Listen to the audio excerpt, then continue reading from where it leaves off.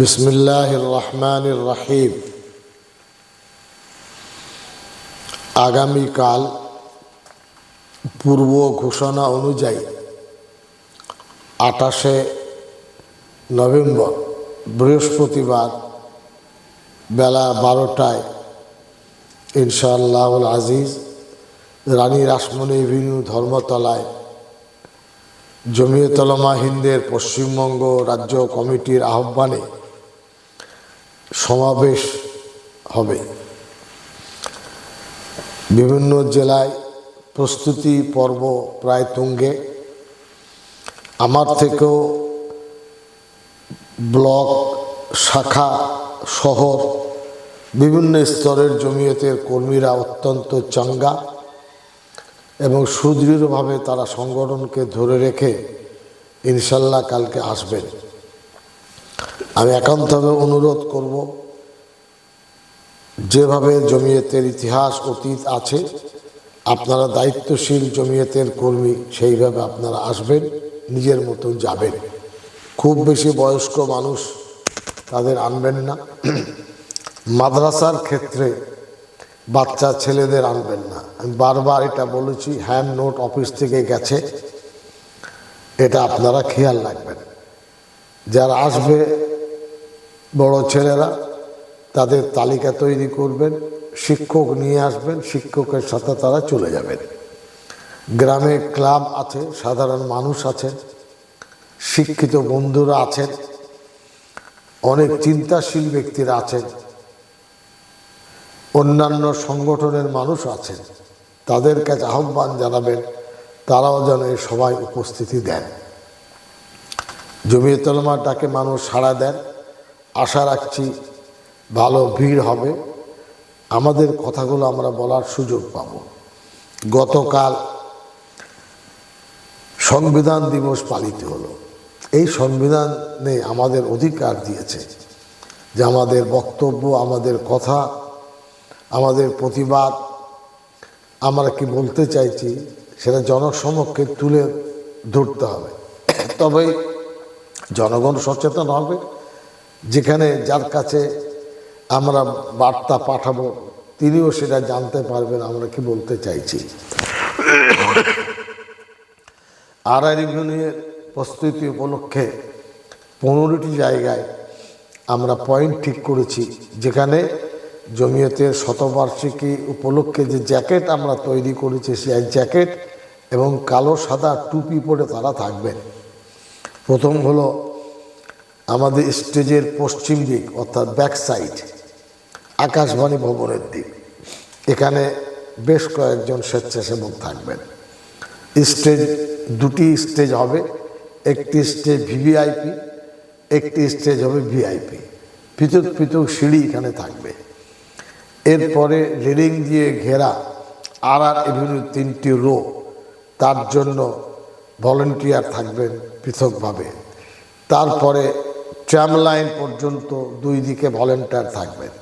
Tram line থেকে Jawaharlal road, এরপর Y channel, এসব জায়গায় ভলেন্টিয়াররা, স্বেচ্ছাসেবকরা ডিউটি দেবেন।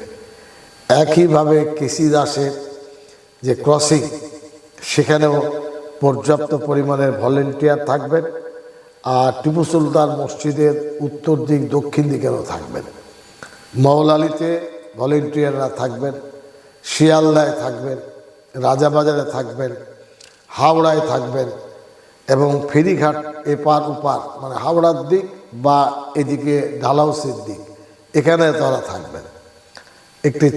একটি চলমান গাড়ি থাকবে, যেখানে কয়েকজন নেতৃস্থানীয় কর্মী থাকবেন, যারা টহল দেবেন যে ঠিকঠাক কাজ আমাদের স্বেচ্ছাসেবকরা করছেন কিনা।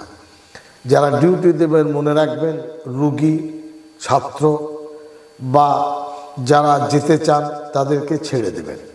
এতে কোনো ঝগড়ার পরিবেশ যেন কেউ না করেন।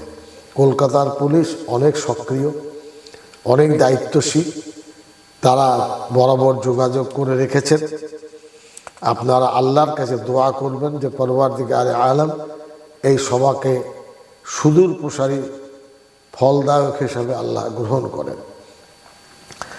জমিয়ত উলামা হিন্দ যে স্লোগান ঠিক করেছে সেই স্লোগান আপনারা মাথায় রাখবেন। আলফাল উত্তেজনাকর কোনো স্লোগান কিন্তু দেবেন না, এটা বেমানান হবে।